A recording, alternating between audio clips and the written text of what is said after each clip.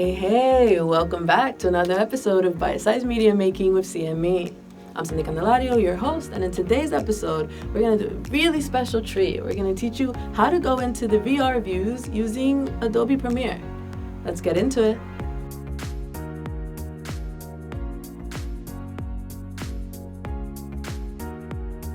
My Adobe open, and here is some of the sort of stock footage Adobe provides.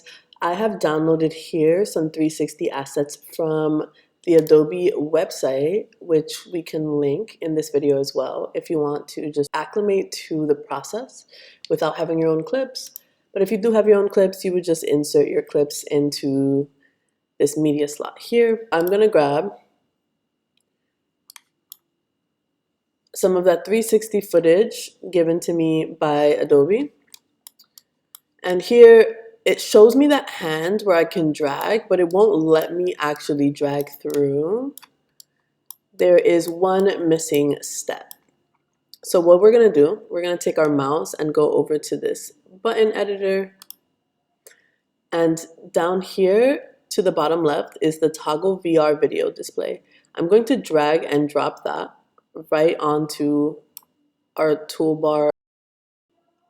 And once I click that, it understands that it's reading a VR 360 video.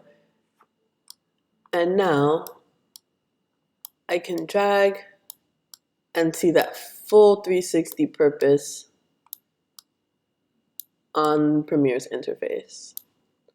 So pretty great. That's about all you need. It's super simple. We hope this was a very helpful bite-sized media making tip.